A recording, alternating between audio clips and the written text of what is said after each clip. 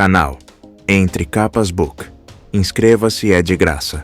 Compartilhe com os amigos e curta o nosso conteúdo. Fazendo isso, você muito nos ajuda.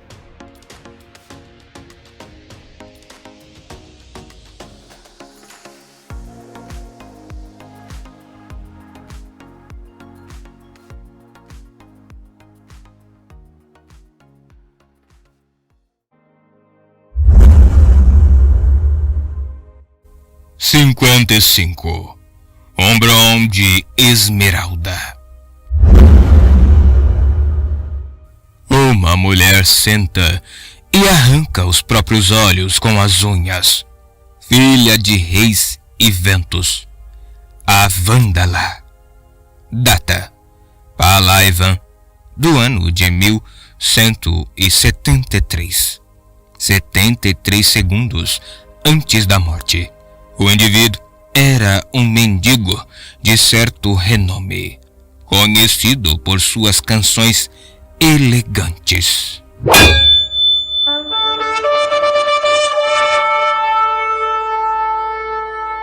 Uma semana depois de perder Dan, Kaladin estava em outro platô, assistindo a uma batalha. Dessa vez, contudo, não precisava salvar os feridos. Eles haviam chegado antes dos Parshendianos, um evento raro, mas bem-vindo. O exército de Sadeias agora estava ocupando o centro do platô, protegendo a crisálida, enquanto alguns dos seus soldados a perfuravam. Os Parshendianos não paravam de saltar sobre a linha de soldados e atacar os homens trabalhando na crisálida. Ele está sendo cercado, pensou Kaladin. Não estava indo bem, o que significaria uma infeliz viagem de retorno. Os homens de Sadeias já ficavam mal quando, tendo chegado em segundo, eram rechaçados. Perder a gema coração depois de chegar em primeiro, isso os deixaria ainda mais frustrados. Kaladin, chamou uma voz. Kaladin se virou para ver Rocha trotando na sua direção. Haveria alguém ferido? Você viu aquilo? O Papaguampas apontou. Kaladin se virou, seguindo o gesto dele. Outro exército estava se aproximando em um platô adjacente. Kaladin ergueu as sobrancelhas. Os estandartes eram azuis e os soldados eram obviamente aletianos. Um pouco atrasados, não é? Perguntou Moash, de pé ao lado de Kaladin. Acontece, disse Kaladin. Às vezes, outro grão-príncipe aparecia antes de Sadeias chegar ao platô. Com mais frequência, Sadeias chegava primeiro, e o outro exército aletiano precisava recuar. Geralmente, eles não se aproximavam tanto antes de dar a volta. Aquele é o estandarte de Dalinar Clolin, disse Scar, juntando-se a eles. Dalinar, disse Moash com admiração. Dizem que ele não usa carregadores. Como ele atravessa os abismos, então? Perguntou Kaladin. A resposta logo tornou-se óbvia. Aquele novo exército possuía enormes pontes semelhantes a torres de cerco, puxadas por chules. Elas ribombavam pelos platôs irregulares, frequentemente precisando encontrar caminho entre rachaduras na pedra. Elas devem ser terrivelmente lentas, pensou Kaladin. Mas, em compensação, o exército não precisava se aproximar do abismo enquanto era alvo de flechas. Eles podiam se esconder atrás daquelas pontes. Dalinar Clolin, disse Moash. Dizem que é um verdadeiro olhos claros, como os homens de antigamente. Um homem de honra e palavra. Kaladin bufou. Já vi muitos olhos claros com a mesma reputação, e eles sempre me desapontaram. Algum dia contarei sobre o nome nobre Amaran. Amaran? Indagou Scar. O fractário? Você ouviu falar disso? Perguntou Kaladin. Claro, respondeu Scar. Parece que ele está vindo para cá. Todo mundo está falando sobre isso nas tavernas. Você estava junto quando ele conquistou seus fractais? Não, sussurrou Kaladin. Ninguém estava. O exército de Dalinar Kholin se aproximou através do platô ao sul. De modo surpreendente, o exército de Dalinar seguiu direto para o platô do campo de batalha. Ele está atacando? Moash coçou a cabeça. Talvez ache que Sadeias vai perder e quer fazer uma tentativa quando ele recuar. Não. Kaladin franziu o senho. Ele está se juntando à batalha. O exército parshandiano enviou alguns arqueiros para disparar contra o exército de Dalinar. Mas suas flechas quicavam nos chules sem causar dano algum. Um grupo de soldados desprendeu as pontes e empurraram-nas até o lugar certo, enquanto os arqueiros de Dalinar se posicionavam e trocavam flechas com os parshandianos. Não parece que Sadeias trouxe menos soldados nessa incursão?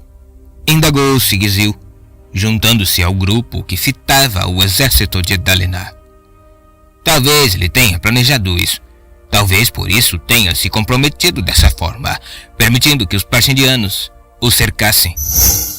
As pontes podiam ser baixadas e estendidas por manivelas. Havia uma maravilhosa engenharia em ação.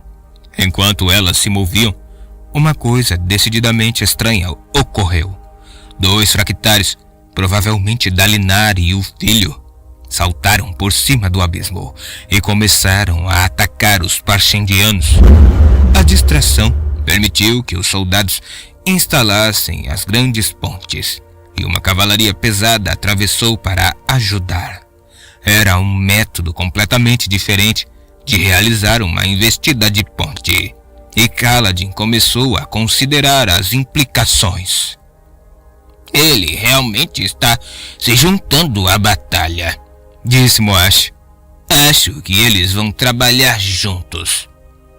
Certamente é mais eficaz, disse Kaladin. Estou surpreso que eles não tenham tentado isso antes.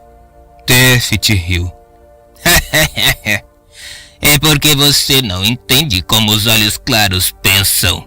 Grão-príncipes não querem apenas vencer as batalhas. Querem vencê-la sozinhos. Queria ter sido recrutado pelo exército dele, disse Moash, quase com reverência. As armaduras dos soldados brilhavam. Suas fileiras eram obviamente bem treinadas. Dalinar, o espinho negro, havia realizado um trabalho ainda melhor do que Amaran em cultivar uma reputação de honestidade. As pessoas o conheciam mesmo em Larpetra, mas Kaladin compreendia os tipos de corrupção que uma placa peitoral bem polida podia esconder. Mas aquele homem que protegeu a prostituta na rua vestia azul. Adolin, o filho de Dalinar. Ele pareceu genuinamente altruísta na defesa da mulher. Kaladin cerrou o queixo, deixando de lado esses pensamentos. Não seria enganado novamente. Não seria. A luta tornou-se mais brutal por um curto período, mas os parshandianos foram sobrepujados, esmagados entre duas forças opostas. Logo, a equipe de Kaladin conduziu um grupo vitorioso de soldados de volta aos campos para a celebração. Kaladin rolou a esfera entre os dedos. O vidro estava límpido exceto por uma linha fina de bolhas congelada em um dos lados. As bolhas em si eram esferas minúsculas, capturando luz. Ele estava em serviço de coleta no abismo. Haviam voltado do ataque ao platô tão rápido que Rachal, contra toda lógica ou misericórdia, os mandara ao abismo naquele mesmo dia. Kaladin continuou a virar a esfera nos dedos. No seu centro havia uma grande esmeralda cortada em um formato arredondado, com dúzias de facetas minúsculas nos lados. Uma pequena fileira de bolhas suspensas se agarrava aos lados da chama, como se ansiasse estar perto do seu brilho. Luz das tempestades verde, cristalina e fulgurante, brilhava de dentro do vidro, iluminando os dedos de Kaladin.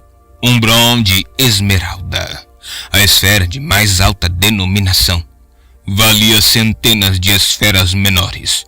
Para os carregadores, aquilo era uma fortuna, ainda que estranhamente distante, já que gastá-la era impossível. Kaladin achava poder ver a tempestade dentro daquela pedra. A luz era como parte da tempestade, capturada pela esmeralda. A luz não estava perfeitamente estável.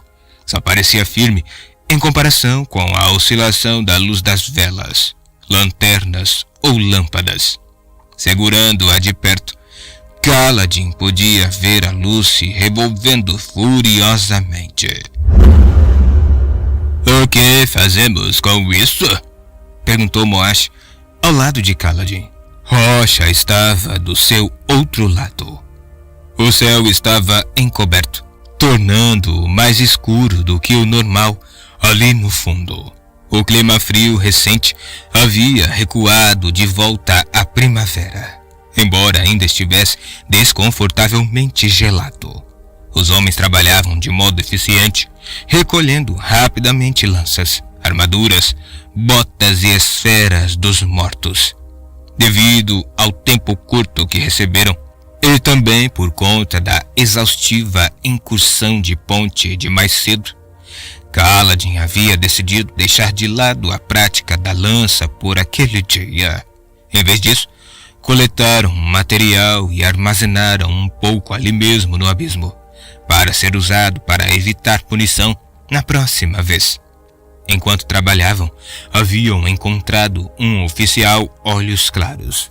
Aquele único brom de esmeralda valia mais do que um escravo carregador de pontes ganhava em 200 dias.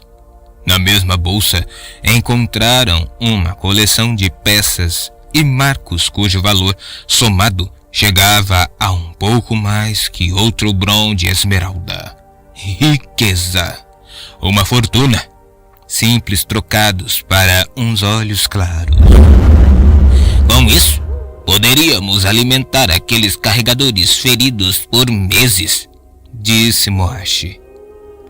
Poderíamos comprar todos os suprimentos médicos que quiséssemos, pai das tempestades. Provavelmente poderíamos subornar os guardas nos limites do acampamento, para que nos deixassem fugir. Isso aí não vai acontecer, disse Rocha. É impossível sair dos abismos com as esferas. Podemos engoli-las, sugeriu Moash. Você engasgaria. Esferas são grandes demais, viu? Aposto que conseguiria, disse Moash. Seus olhos reluziam, refletindo a luz das tempestades verde. Eu nunca vi tanto dinheiro. Vale a pena o risco. Engolir não vai funcionar, disse Kaladin. Você acha que aqueles guardas que nos vigiam nas latrinas estão ali para nos impedir de fugir? Aposto que algum tormentoso parchendiano vasculha nossos excrementos. E já vi que eles mantêm registros de quem vai lá e com que frequência. Não fomos os primeiros a pensar em engolir esferas. Moash hesitou. Então suspirou, desanimado. Você provavelmente tem razão. Raios o partam. Mas não podemos simplesmente entregar as esferas a eles. Podemos? Sim, podemos, disse Kaladin, fechando o punho ao redor da esfera. O brilho era forte o bastante para fazer sua mão resplandecer. Nunca conseguiríamos gastá-la. Um carregador de pontes com um Bron completo? Ridículo. Isso nos denunciaria. Mas, começou Moash. Vamos entregá-la, Moash. Então ele levantou a bolsa, contendo as outras esferas. Mas vamos encontrar um jeito de guardar estas. Rocha assentiu. Sim, se entregarmos essa esfera valiosa, eles vão pensar que somos honestos, hein? Vai disfarçar o roubo, e eles até nos darão uma pequena recompensa. Mas como vamos fazer isso? Guardar a bolsa? Estou pensando, disse Kaladin. Então pense rápido, disse Moash, dando uma olhada na tocha de Kaladin, enfiada entre duas pedras na parede do abismo. Vamos precisar voltar logo. Kaladin abriu a mão e rolou a esfera de esmeralda entre os dedos. Como? Você já viu algo tão belo? Perguntou Moash, olhando para Esmeralda. É só uma esfera, disse Kaladin distraidamente. Uma ferramenta. Eu já segurei um cálice contendo 100 brons de diamante e me disseram que eram meus. Como nunca pude gastá-lo, não me valeram nada. 100 diamantes? Disse Moash. Onde? Como? Kaladin fechou a boca, amaldiçoando-se. Eu não devia ficar mencionando coisas assim. Vamos, disse ele, enfiando o Bron de esmeralda de volta na bolsa preta. Precisamos ser rápidos. Moash suspirou, mas Rocha bateu nas suas costas de modo amistoso. E eles se reuniram com o resto dos carregadores, Rocha e Lopen. Seguindo as instruções de Sil, haviam conduzido o grupo até uma grande massa de cadáveres em uniformes vermelhos e marrons. Ele não sabia de qual grão-príncipe eram aqueles homens, mas os corpos estavam bastante frescos. Não havia parchendianos entre eles. Kaladin olhou para o lado onde Shen, o carregador de pontes Pachemano, trabalhava. Quieto, obediente, robusto. Tefti ainda não confiava nele. Parte de Kaladin estava feliz por isso. Sil pousou na parede ao seu lado, os pés plantados contra a superfície e olhando para o céu. Pense, disse Kaladin a si mesmo. Como podemos manter essas esferas? Tem que haver uma maneira. Mas cada possibilidade parecia arriscada demais. Se fossem pegos roubando, provavelmente seriam transferidos para outro tipo de serviço. Kaladin não estava disposto a arriscar. Silenciosos esprenos de vida começaram a surgir ao seu redor, brotando entre o musgo e os áspiros. Umas poucas florágulas abriram frondes vermelhas e amarelas junto à sua cabeça. Kaladin havia pensado repetidas vezes sobre a morte de Dan. A Ponte 4 não estava segura. Era verdade que vinham perdendo um número bastante pequeno de homens ultimamente, mas ainda assim estavam diminuindo.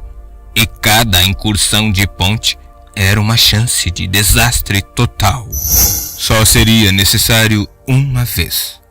Com os parchendianos concentrados neles, se perdessem 3 ou 4 homens, desabariam.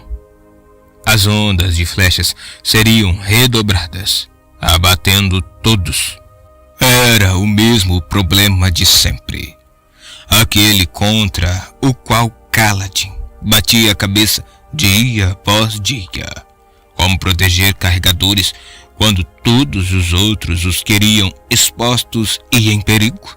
Ei, Sig, disse Mapas, carregando várias lanças. Você é um cantor do mundo, certo? Mapas havia se tornado cada vez mais amigável nas últimas semanas e se mostrara talentoso em fazer com que os outros falassem. O homem calvo lembrava Kaladin de um taverneiro, sempre pronto para deixar os clientes à vontade. Sigizil, que estava removendo as botas de uma fileira de cadáveres, lançou à rocha um olhar seco que parecia dizer: isso é culpa sua. Ele não gostava que os outros tivessem descoberto que ele era um cantor do mundo. Por que não nos conta uma história? Sugeriu Mapas, pousando sua carga. Vai ajudar a passar o tempo. Não sou um bobo da corte, nem um bardo, respondeu Sigizil, arrancando uma bota. Eu não conto histórias. Eu espalho conhecimento de culturas, povos, pensamentos e sonhos. Eu levo a paz através da compreensão. É um dever sagrado recebido dos próprios arautos. Bem, então por que você não começa a espalhar? Disse Mapas, se levantando e limpando as mãos nas calças. Sigizil suspirou de modo audível. Muito bem. O que você deseja ouvir? Não sei. Alguma coisa interessante. Conte sobre o Clariarca Alazanzi e a frota de 100 navios, pediu Lenten. Não sou um bardo, repetiu Sigizil. Falo de nações e povos, não de histórias de taverna. Existe um lugar onde as pessoas vivem em fendas no chão? Perguntou Kaladin. Uma cidade construída sobre um enorme complexo de linhas, todas atravessando a rocha como se houvessem sido entalhadas? Sesemalex Dar, disse Sigizil, assentindo e puxando outra bota. Sim, é a capital do reino de Emul e uma das cidades mais antigas do mundo. Dizem que a cidade, na verdade, o reino também, foram nomeados pelo próprio Jezrien. Jezrien? Disse Malop, levantando-se e coçando a cabeça. Quem é esse? Malop era um sujeito de cabelo volumoso, com uma vasta barba negra e uma tatuagem de glifo amuleto em cada mão. Ele não era a esfera mais brilhante do cálice, por assim dizer. Vocês o chamam de pai das tempestades, aqui em Aletikar, disse Sigizil, ou Jerezerel Elim. Ele era o rei dos arautos, mestre das tempestades, portador da água e da vida, conhecido por sua fúria e temperamento, mas também pela sua misericórdia. Ah, disse Malop. Conte mais sobre a cidade, pediu Kaladin. Sesemalex Dar. Ela é, de fato, construída em canais. O padrão é bastante impressionante. Fica protegida contra grandes tormentas, já que cada canal tem uma aba nas laterais, impedindo que a água escorra da planície de pedra ao redor. Isso, misturado com um sistema de drenagem de rachaduras, protege a cidade de inundações. As pessoas de lá são conhecidas pela sua cerâmica especializada em creme. A cidade é um dos principais pontos de passagem no sudeste. Os emulianos são uma tribo do povo ascarquiano e são etnicamente macabaquianos, de pele escura. Como eu, o reino deles faz fronteira com o meu e visitei-o muitas vezes na minha juventude. É um lugar maravilhoso, cheio de viajantes exóticos. Sigizil parecia cada vez mais relaxado enquanto continuava a falar. O sistema jurídico deles é muito tolerante com estrangeiros. Um homem que não seja da nacionalidade deles não pode possuir uma casa ou loja. Mas quando você é visitante, você é tratado como um parente que veio de longe, que deve receber toda a gentileza e tolerância. Um estrangeiro pode jantar em qualquer residência que visitar, contanto que seja respeitoso e ofereça frutas como presente. O povo é muito interessado em frutas exóticas.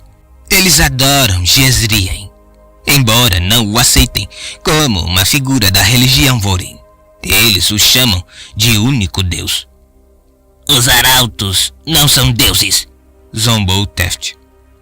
Você não considera, replicou Sigizil. Outros pensam diferente. Os emulianos têm o que os seus eruditos chamam de religião dissidente, contendo algumas ideias vorins, mas para os emulianos, você é quem tem a religião dissidente. Sigizil parecia achar isso engraçado, embora Teft tenha apenas fechado a cara.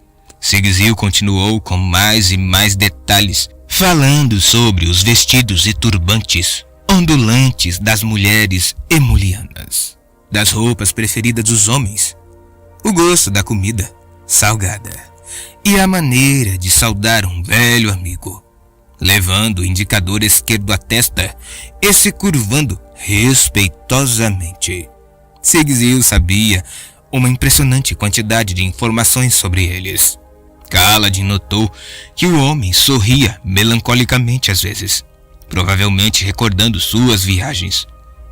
Os detalhes eram interessantes, mas Kaladin estava mais chocado com o fato de que aquela cidade, que sobrevoava no seu sonho semanas atrás, de fato existia. E não podia mais ignorar a estranha velocidade com que se recuperava de feridas. Algo estranho estava acontecendo com ele. Algo sobrenatural. E se estivesse relacionado com o fato de que todos ao seu redor sempre pareciam morrer? Ele se ajoelhou para começar a remexer os bolsos dos homens mortos, uma tarefa que os outros carregadores evitavam. Esferas, facas e outros objetos úteis eram guardados. Itens pessoais, como orações não queimadas, eram deixados com os corpos. Ele encontrou algumas peças de zircônio que acrescentou à bolsa. Talvez Moash estivesse certo. Se conseguissem sair com aquele dinheiro, será que poderiam subornar os guardas para sair do acampamento? Realmente seria mais seguro do que lutar. Então, por que insistia em ensinar os carregadores a lutar? Por que não pensara em sair sorrateiramente com eles?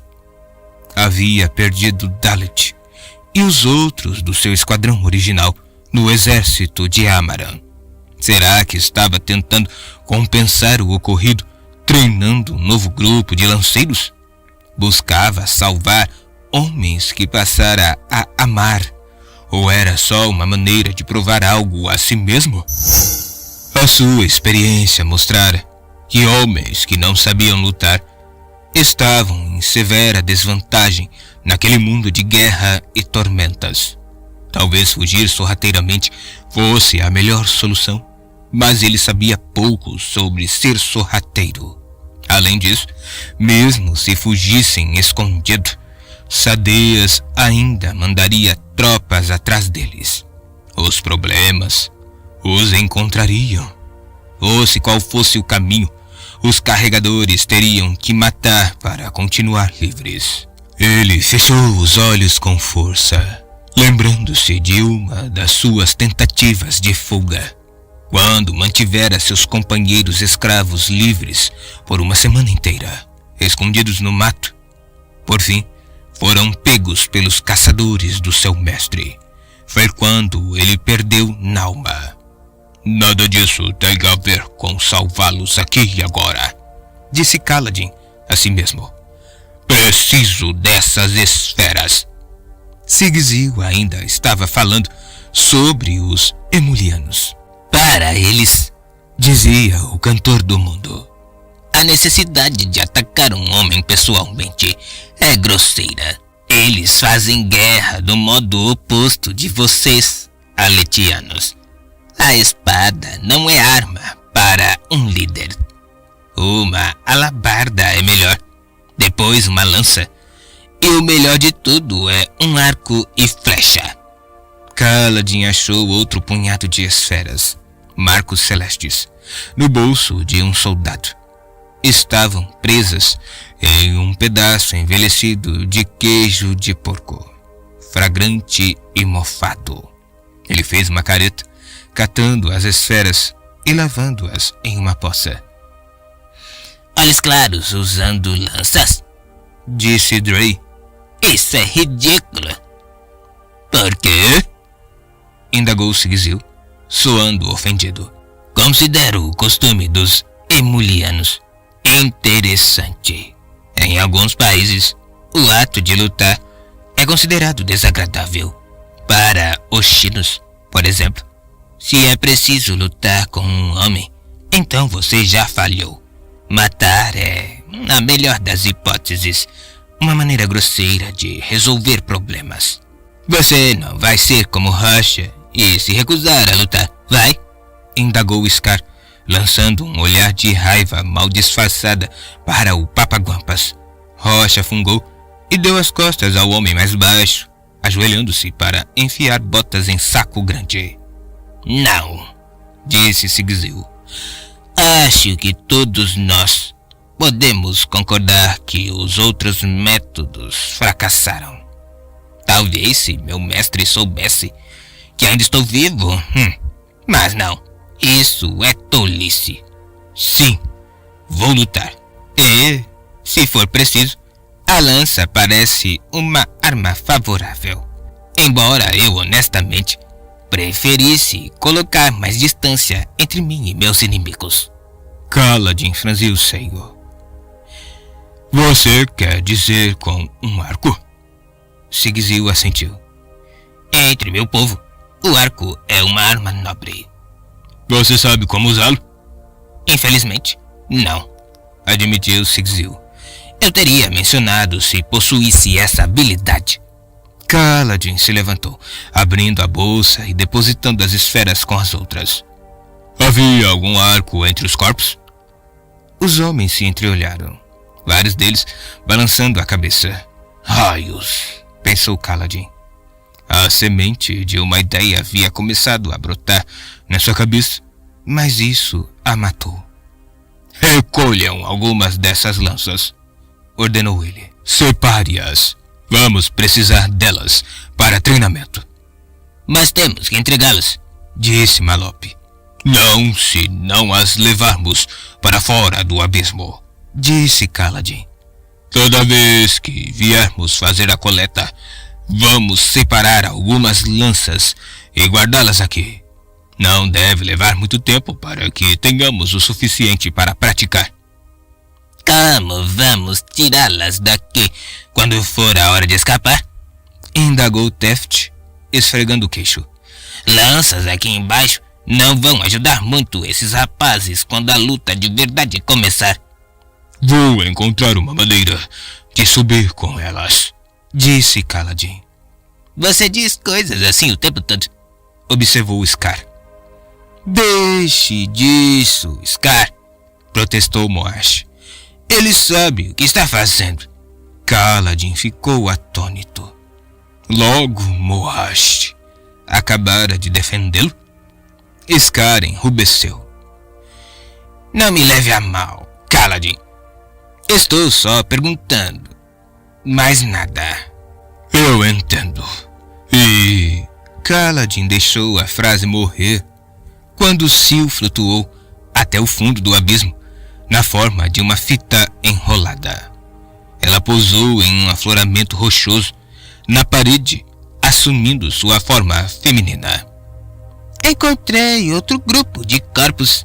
A maioria é de Parshandianos. Algum arco? Perguntou Kaladin. Vários dos carregadores olharam para ele, surpresos até perceberem que Kaladin estava fitando o ar. Então assentiram uns para os outros, entendendo. Acho que sim, disse Sil. É por aqui. Não fica muito longe. Os carregadores já haviam praticamente acabado de saquear aqueles corpos. Peguem as coisas, disse Kaladin. encontrei outro lugar para a coleta. Precisamos reunir o máximo que pudermos, depois guardar parte no abismo, onde haja uma boa chance de não ser levado pelas águas. Os carregadores cataram o material, jogando sacos sobre os ombros, cada homem levando uma lança ou duas. Em poucos momentos, estavam andando rumo ao úmido fundo do abismo. Seguindo Sil, eles passaram por fendas nas antigas paredes de pedra, onde velhos ossos lavados pelas tempestades haviam se fixado, criando um monte de fêmures, tíbias, crânios e costelas cobertos de musgo. Não havia muito a coletar ali. Cerca de 15 minutos depois, chegaram ao lugar que Sil havia encontrado. Um grupo de cadáveres parchendianos estava disperso em pilhas, misturados com um ocasional aletiano vestido de azul. Kaladin se ajoelhou junto de um dos corpos humanos. Reconheceu o par de glifos estilizados de Dalinar Clowlin costurado na casaca, porque o exército de Dalinar havia se juntado às aldeias na batalha. O que havia mudado? Kaladin gesticulou para que os homens começassem a coletar o espólio dos aletianos, enquanto caminhava até um dos cadáveres parchendianos. Estava muito mais fresco do que o homem de Dalinar. Eles encontravam muito menos cadáveres parchendianos do que aletianos. Não só havia menos deles em cada batalha, como também tinha menos probabilidade de cair para a morte nos abismos. Sigzil também sugerira que os corpos deles eram mais densos do que os dos humanos, e não flutuavam, e nem eram arrastados pela água tão facilmente. Kaladin rolou o corpo de lado, e a ação gerou um súbito silvo no grupo de carregadores mais atrás. Kaladin virou-se a tempo de ver Shen abrindo caminho em uma exibição pouco comum de emoção. Teft moveu rapidamente, agarrando Shen por trás e passando um braço ao redor de seu pescoço. Os outros carregadores ficaram parados, chocados, embora vários tenham assumido suas posturas de combate por reflexo. Shen lutou fracamente contra a pegada de Teft. O parchemano era diferente dos seus primos mortos. De perto, as diferenças eram muito mais óbvias. Shen, como a maioria dos parchemanos, era baixo e um pouco roliço, robusto, forte, mas não ameaçador. O cadáver aos pés de Kaladin, contudo, tinha os músculos e o porte de um papaguampas, tão alto quanto Kaladin e de ombros muito mais largos. Embora ambos possuíssem pele de tom marmorizado, o parchendiano tinha estranhas formações de armadura laranja avermelhadas na cabeça, braços e perna. "Solte ele", disse Kaladin, curioso. Teft olhou de relance. Depois obedeceu a contragosto. Shen cambaleou, apressado sobre o terreno desigual e com gentileza, mas também firmeza, afastou Kaladin do cadáver. Shen ficou ali de pé, como se o estivesse protegendo de Kaladin. "Ele já fez isso aí antes", disse Rocha, andando até Kaladin. "Quando Lopen e eu levamos ele para coletar despojos." "Ele protege os corpos dos parchendianos. Gancho", acrescentou Lopen. "Como se fosse apunhalar você 100 vezes por mexer em um deles, com certeza." "Eles são todos assim", disse Sigzil mais atrás. Kaladin se virou, levantando uma sobrancelha. "Trabalhadores parchemanos", explicou Sigzil. "Eles têm permissão de cuidar dos seus próprios mortos. É uma das poucas coisas que parecem mobilizá-los. Ficam furiosos se mais alguém manuseia os corpos. Eles os envolvem em linho e carregam-nos até descampados. e deixam-nos sobre placas de pedra. Kaladin olhou para Shen. Será que... Coletem os despojos dos Parshendianos, ordenou Kaladin aos seus homens. Keft, você provavelmente terá que segurar Shen o tempo todo. Não posso permitir que ele tente nos deter. Teft lançou a Kaladin um olhar sofrido. Ele ainda achava que deviam colocar Shen na frente da ponte e deixá-lo morrer. Mas seguiu a ordem, empurrando Shen para longe e obtendo a ajuda de Moashi para segurá-lo. Homens, sejam respeitosos com os mortos, disse Kaladin. Eles são Parshendianos, protestou Leiten. Eu sei, mas isso incomoda Shen. Ele é um de nós, então vamos manter a irritação dele no mínimo. O Parchemano baixou os braços, relutante, e deixou que Teft e Moash o puxassem para longe. Parecia resignado. Parchemanos tinham raciocínio lento. O que será que Shen havia compreendido? Você não queria encontrar um arco? Perguntou Sigzil, ajoelhando-se e removendo um arco curto Parshendiano, feito de chifre, de debaixo de um corpo.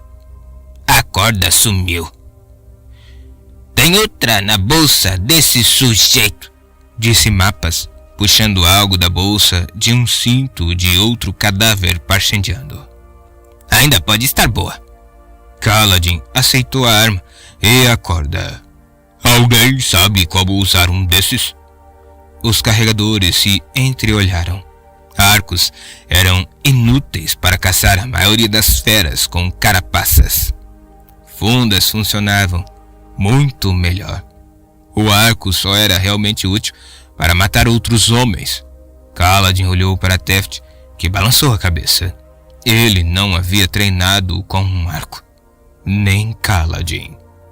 É simples, disse Rocha, virando um corpo Parshendiano. Coloque uma flecha na corda. Aponte para a frente. Puxe com força. Solte. Duvido que seja tão fácil, respondeu Kaladin. Nós mal temos tempo de treinar os rapazes com a lança, Kaladin, disse Teft. Você quer ensinar alguns deles a atirar com arcos também? E sem um professor que saiba usar um arco? Kaladin não respondeu. Ele guardou o arco e a corda em seu saco. Acrescentou algumas flechas, depois ajudou os outros. Uma hora depois, eles haviam marchado pelos abismos, na direção da escada. Suas tochas crepitando, enquanto a noite se aproximava. Quanto mais escurecia, mais desagradável se tornava o abismo. As sombras se aprofundavam e sons distantes. Água pingando, rochas caindo, o vento chamando, ganhavam um tom sinistro. Kaladin virou uma esquina e um grupo de caranguejos cheios de patas rastejou apressadamente pela parede e sumiu em uma fenda. As conversas tinham minguado e Kaladin não participou delas. Ocasionalmente, olhava sobre o ombro na direção de Shen. O Parchemano silencioso caminhava de cabeça baixa. Roubar os cadáveres Parshendianos o perturbara seriamente. Posso usar isso, pensou Kaladin. Mas será que devo? Seria um grande risco. Ele já havia sido sentenciado uma vez por perturbar o equilíbrio das batalhas nos abismos. Primeiro as esferas, ele pensou. Se conseguisse levar as esferas, talvez fosse capaz de levar outros itens. Por fim, ele viu uma sombra acima, cruzando o abismo. Haviam alcançado a primeira das pontes permanentes. Kaladin caminhou um pouco mais com os outros, até ter alcançado um lugar onde o chão do abismo estava mais perto do topo dos platôs acima. Ele parou ali. Os carregadores se reuniram ao seu redor. Sigizil, disse Kaladin, apontando. Você sabe um pouco de arcos. Quão difícil acha que seria acertar aquela ponte com uma flecha? Atirei com um arco algumas vezes, Kaladin, mas não diria que sou um especialista. Imagino que não seja muito difícil. É uma distância de, digamos, uns 15 metros? Para que isso? Perguntou Moash. Kaladin pegou a bolsa de esferas, então ergueu uma sobrancelha para eles. Vamos amarrar a bolsa na flecha. Então atirá-la de modo que fique presa na parte de baixo da ponte. Então, quando estivermos em uma incursão de ponte, Lopen e David podem ficar para trás para beber água perto da ponte, lá em cima. Eles enfiam a mão debaixo da madeira e puxam a flecha. Pegamos as esferas. Tefti assoviou. Inteligente. Podemos ficar com todas as esferas, disse Moash, ansioso. Até a... Não, cortou Kaladin com firmeza. As menores já são perigosas o bastante. As pessoas podem começar a se perguntar onde os carregadores estão arrumando tanto dinheiro. Ele teria que comprar seus suprimentos de vários apotecários diferentes para esconder o fluxo de dinheiro. Moash pareceu desanimado, mas os outros carregadores estavam ansiosos. Quem quer tentar? Perguntou Kaladin. Talvez seja melhor atirar algumas vezes para praticar, e então tentamos com a bolsa. Sigizil? Eu não sei se quero essa responsabilidade, disse Sigizil. Talvez você devesse tentar, Tefti.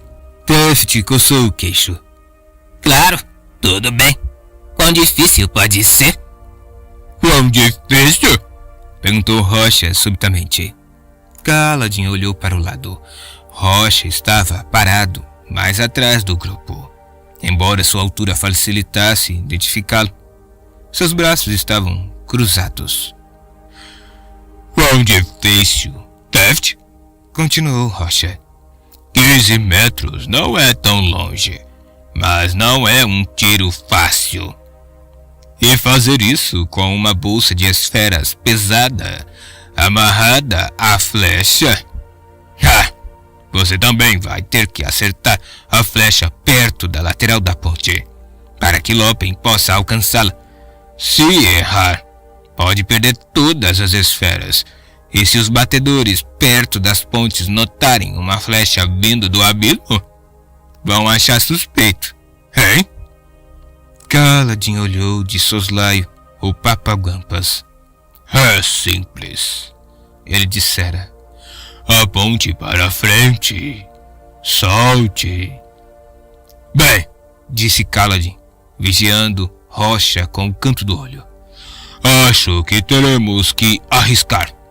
Sem essas esferas, os feridos vão morrer.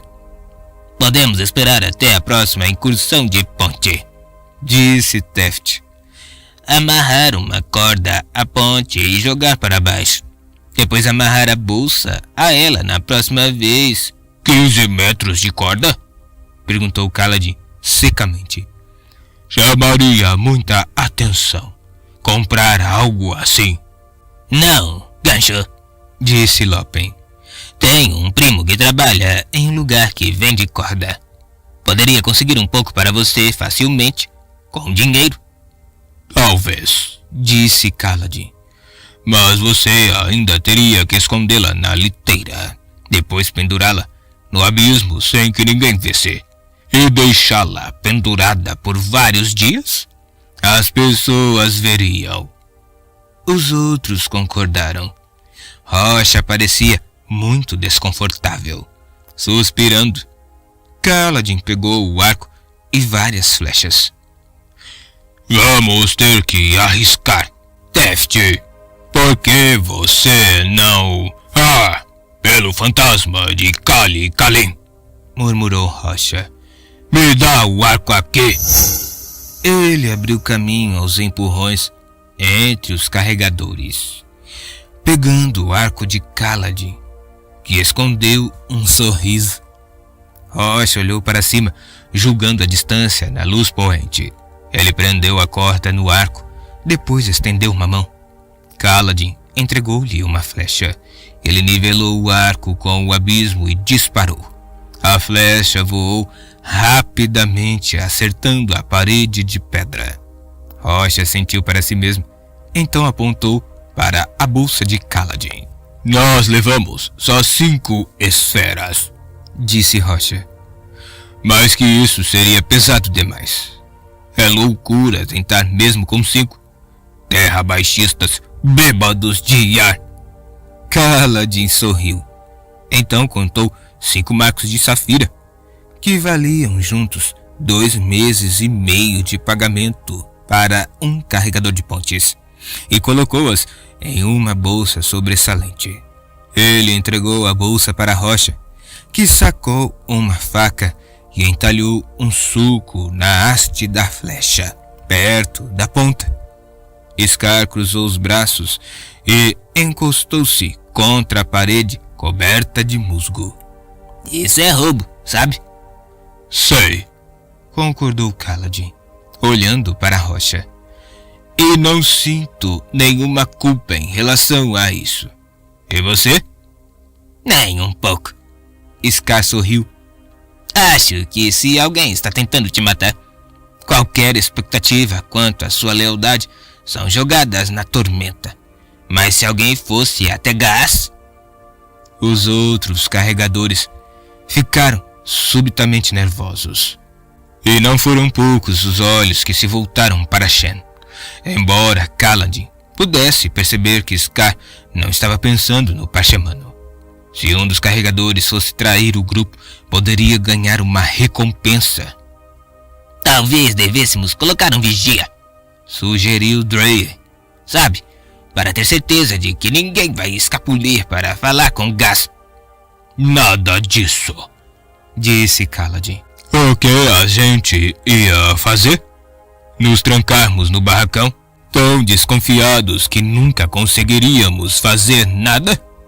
Ele balançou a cabeça. Não, este é apenas mais um perigo. É um perigo real. Mas não podemos desperdiçar energia espionando uns aos outros. Então, vamos continuar.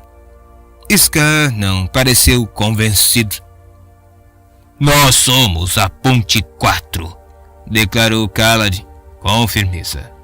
Nós encaramos a morte juntos. Temos que confiar uns nos outros. Não é possível correr para a batalha se perguntando se os seus camaradas vão trocar de lado subitamente. Ele encontrou os olhos de todos os homens, um de cada vez. Eu confio em vocês, em todos vocês. Vamos superar essa situação e vamos fazer isso juntos. Vários deles concordaram. Scar pareceu mais tranquilo. Rocha terminou seu trabalho na flecha. Então amarrou a bolsa bem apertado junto à haste. Sil ainda estava sentada no ombro de Kaladin. Você quer que eu vigie os outros? Garanta que ninguém faça o que Scar acha que eles podem fazer? Kaladin hesitou. Depois assentiu. Era melhor se precaver. Ele só não queria que os homens pensassem daquela maneira. Rocha segurou a flecha, avaliando o peso. Alvo quase impossível, reclamou ele, colocando-se diretamente abaixo da ponte. Então, em um movimento fluido, posicionou a flecha e puxou a corda até o rosto. A pequena bolsa pendia da seta, oscilando contra a madeira da flecha. Os carregadores prenderam a respiração. Rocha soltou a corda. A flecha zuniu junto à parede do abismo, quase rápida demais para se ver. Um leve estalo soou quando a flecha encontrou a madeira, e Kaladin prendeu a respiração, mas a flecha não se soltou. Continuou lá, pendurada, as preciosas esferas presas à haste, bem perto da lateral da ponte, onde poderia ser alcançada. Kaladin bateu no ombro de Rocha, enquanto os carregadores o ovacionavam. Rocha olhou para Kaladin de lado. Não vou usar o arco para lutar. Você precisa saber disso. Eu prometo, disse Kaladin. Será bem-vindo se concordar, mas não vou forçá-lo. Não vou lutar, insistiu Rocha. Não é o meu lugar. Ele olhou para cima, para as esferas, e abriu um tênue sorriso. Mas atirar na ponte não tem problema. Onde você aprendeu? Perguntou Kaladin. É segredo, disse Rocha com firmeza. Pegue o arco. Não me incomode mais. Tudo bem, concordou Kaladin, aceitando o arco. Mas eu não sei se posso prometer não incomodá-lo mais. Posso precisar de mais alguns disparos no futuro. Ele fitou Lopen. Você realmente acha que consegue comprar corda sem chamar atenção? Lopen se recostou contra a parede. Meu primo nunca falhou comigo. Quantos primos você tem, afinal de contas?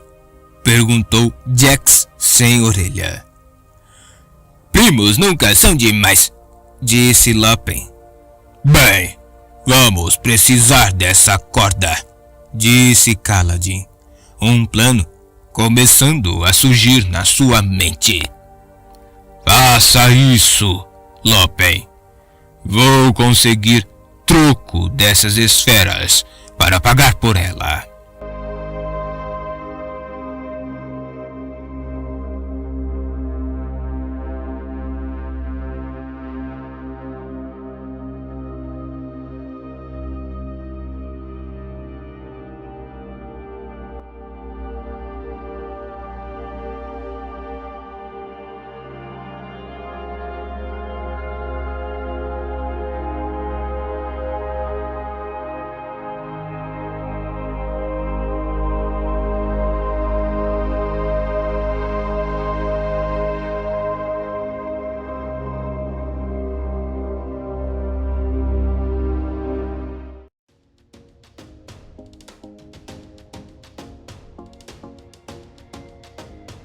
Canal Entre Capas Book.